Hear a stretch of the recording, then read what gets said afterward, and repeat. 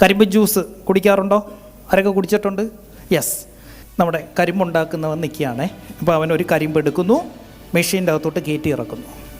നമ്മൾ കൊച്ചി കയറ്റി ഇറക്കി, എന്നിട്ട് അടുത്തത് എടുക്കുകയാണ് ദുബൈ, അടുത്ത എടുക്കുകയാണ് ചെന്നൈ, അടുത്ത എടുക്കുകയാണ് ബാംഗ്ലൂർ. അവൻ എങ്ങനെയാണ് കരിമ്പിൻ ജ്യൂസ് ഉണ്ടാക്കുന്നത്? കൊച്ചി ഇങ്ങോട്ട് എടുത്തു, ഇതങ്ങോട്ട് കയറ്റി ഇറക്കി, എന്നിട്ട് ഇവൻ സ്റ്റാഫിനെ ഇങ്ങോട്ട് പിടിച്ച് മടക്കിയിട്ട് വീണ്ടും കയറ്റും. എന്നിട്ട് ഇവൻ ഇതിങ്ങോട്ട് എടുത്ത് കസ്റ്റമറെ വീണ്ടും കയറ്റി ഇറക്കും. ആണോ? എന്നിട്ട് എന്ത് കൊടുക്കും?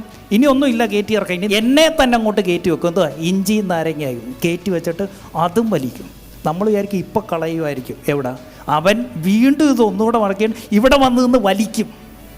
എന്തിനാ? അവസാനത്തെ ചാറ് വരെ കിട്ടാൻ. അങ്ങനെയാ ബിസിനസ് ചെയ്യട്ടെ. അപ്പോൾ കൊച്ചിയിൽ ചെയ്തുകൊണ്ടിരുന്ന ബിസിനസ്സിൻ്റെ അകത്ത് എന്ത് ചെയ്യണം?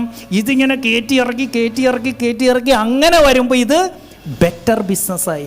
ഇതേ സാധനം മടക്കി തിരിച്ചൊന്നുകൂടെ കയറ്റുന്നതിന് ചിലവ് വല്ലതും ഉണ്ടോ? അതേസമയം ദുബായ് എടുത്ത് കയറ്റിയപ്പോഴോ ലക്ഷങ്ങളാ പോയേ. പറയുമ്പം ഭയങ്കര രസമാണ്. നാളത്തെ ഫ്ലൈറ്റിൽ, എമിറേറ്റ്സ് ഫ്ലൈറ്റിൽ ഞാൻ ദുബൈക്ക് പോകുന്നു, അടുത്ത കരിമ്പ്. അവിടുന്ന് ഞാൻ ചെന്നൈക്ക് വരുന്നു, അടുത്തത്. അതേസമയം കൊച്ചി തന്നെ നിന്നുകൊണ്ട് ഇതങ്ങോട്ട് കയറ്റി ഇറക്കുകയാണെങ്കിൽ this is called better business. ഇതാണ് ബെറ്റർ ബിസിനസ്.